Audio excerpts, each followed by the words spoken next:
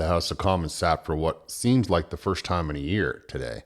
And as you can imagine, there was a lot of questions coming out of the Conservative Party that were quite serious. And the Liberal Party, well, they came off like a rank amateurs, if I'm honest with you. Some of it's pretty funny. Welcome back to the Canadian Shield. My name is Sterling.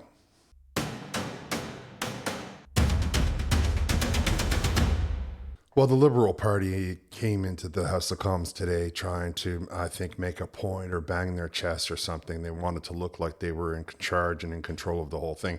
More indication to me that they're trying to convince everybody something that's not true. Like, I believe their polling numbers have slipped pretty drastically in the short span that they've been elected. Like, people see that nothing happened. People are really taking that tariff news quite badly.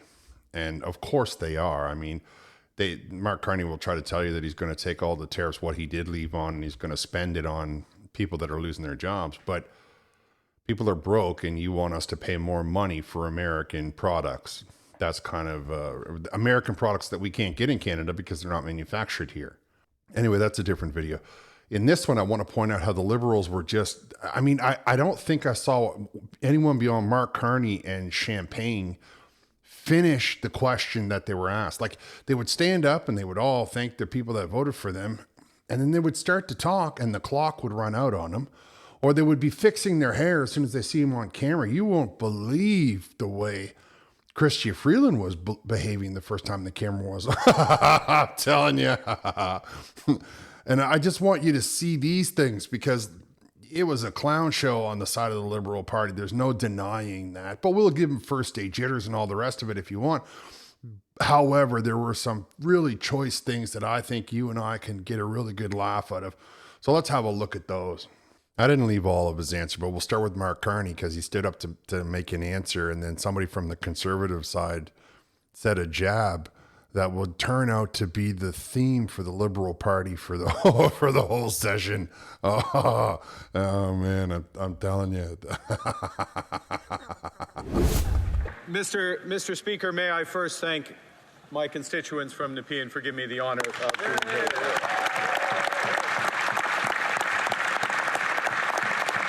And could you also indulge me to say how great it is to see you in the Speaker's chair, and I trust that you're operating under the period of grace that will not be accorded to me appropriately as the Leader of the Opposition.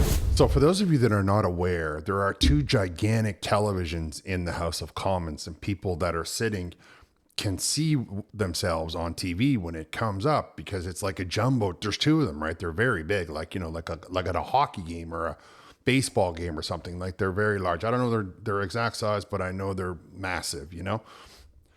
And so when what happens is the cameras get on the person who's talking and the people around them realize that they're on TV. And it depends on which party you're with, like, or which person you're with, how they react when they see that.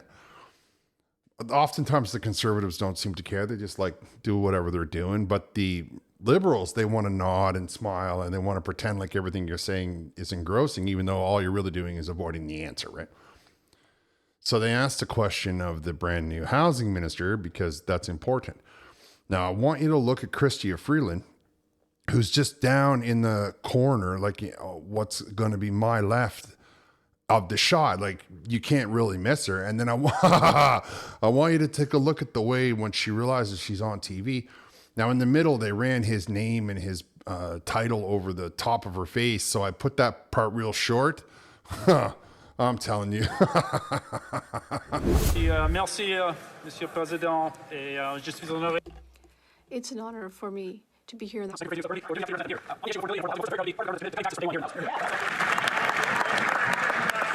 I'm also looking forward to pursuing the most ambitious affordable housing plan in the history of Canada, delivering a GST cut to first-time home buyers and ensuring we bring the development costs down. The Honourable. I just want to say that I didn't cut that off. He ran out of time. That's what I mean. I mean, they all the Liberal side,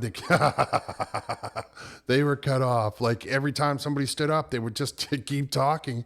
And the important part of what they had to say, of course, is always, you know, you got to bring it home with the, you know, and it never goes. All the while, Chrystia Freeland has seen herself on the giant jumbotron because the guy beside her is on the camera, and her eyebrows are going off like she's Groucho Marx or whatever that comedian's name is. And she just can't handle it. She can't handle being on camera and not trying to act like, I don't even know what that is, what kind of behavior that is. What I do know is that it was funny to watch.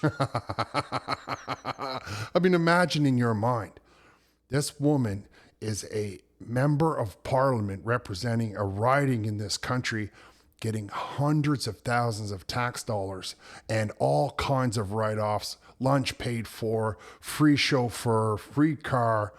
And this is how she acts when the camera's on her. I mean, come on. We have serious problems in this country because we allow people like this to sit in the House of Commons. The next one that got me laughing was this is serious business. And these people are returning members of parliament who, as soon as the camera was on, not her, she just happened to be on the screen. She had to start adjusting and fixing and hand combing her hair. While we're talking about serious business in the House of Commons, she's worried about, her hair. The Prime Minister has been clear. Yes, we will support new pipelines if there is consensus in Canada for them. With American tariffs threatening our economy and threatening our sovereignty, we must protect our energy security. There is no question energy is Canada's power. It will help us build the strongest economy in the G7. I mean, you saw what I mean, right? There's no denying the fact that when she noticed she was on camera, first she put a frozen smile on her face because I don't know why. I guess she feels that she needs to be seen smiling.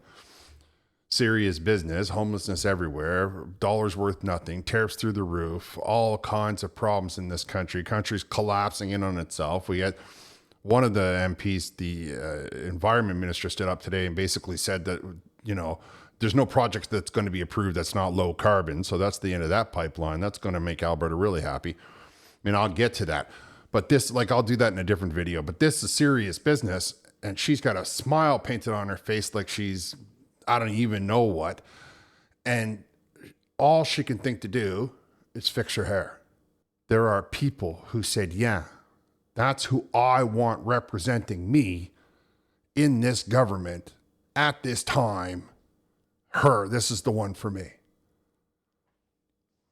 Who votes for these people? Honestly. I mean, your priorities are a little bit messed up. Okay, this next one, the best for last. I'm telling you. So I want to set the stage, okay? So you're running in the South Shore, St. Margaret's of Nova Scotia, and you're up against Rick Perkins, who's the incumbent, very adept speaker, probably a fairly decent, liked in his community. He's really good in the House of Commons, gets things done, looks after all the things that are appropriate. But you run up against him and you beat him. And now you're your very first time out in politics, you're coming to the House of Commons. You're going to, I don't know what, take the world by storm, I suppose, or whatever it is that you told yourself you were going to do as you were making that journey from Nova Scotia to the House of Commons. Now, little side note, in the question period, the Liberals get the right to ask themselves a question. Okay? I know it seems strange, but they do. The opposition parties get to ask questions, and then the Liberals get to ask themselves a question, and then if there's time, the independents get to ask a question, and the question period ends for the day. So this girl, who is the new representative of the South Shore St. Margaret's, she gets the question. And I just want you to watch it. I just want you to watch it because, oh man. Mr. Speaker, last month voters in my riding of beautiful South Shore, St. Margaret's, voted for change. A change to address the cost of living and a change to address the cost of living, which has eroded Canada's quality of life. They voted for a change that puts more money in their pockets, and they voted for change that builds more affordable Canada. As we build the strongest economy in the G7, we need to ensure that we leave no Canadians behind. Mr. Speaker, my question is, could the Minister of Finance and National Revenue please share with this House how the government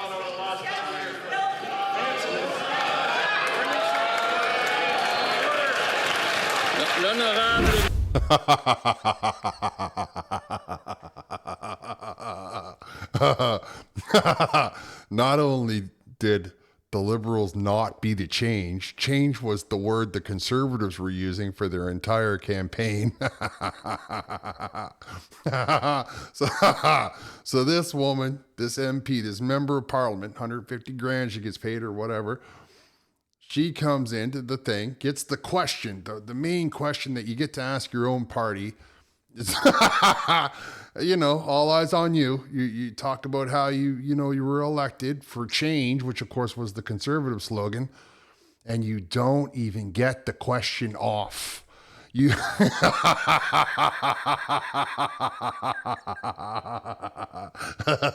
you mentioned the Conservative campaign, and you had one task: get the question of the Liberal Party out.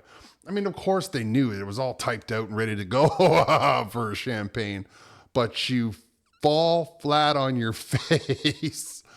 Oh, South Shore St. Margaret's. I wonder sometimes who votes for these people.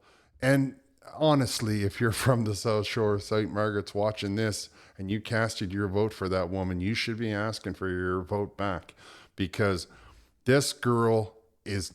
well, you saw it for yourself. I mean, she was too busy, too amped up and trying to make a statement to understand that the statement she was making was, I can't even ask a straightforward question.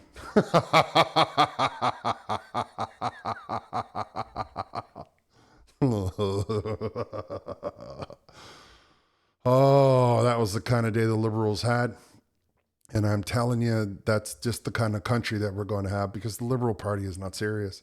I mean, I already mentioned how the environment minister stood up and tried to say that nobody wants carbon. I mean, I don't know who she's fooling with that. Maybe herself. First of all, we know that most of the world is putting up carbon. We know just on the other side of the border, they don't care about carbon at all. I mean, what do you want me to believe?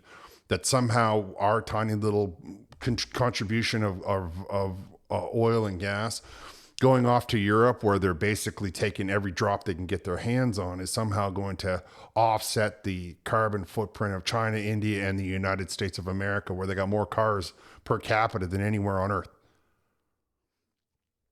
I just think it's funny that the Liberals were so amped up. They were so, look at me, we're going to take, hear me roar. And they just tripped and fell flat. And it was really entertaining to watch, though. I suppose it kind of is a sad point when you consider that these are the people that make decisions on the federal level in our country. That's unfortunate.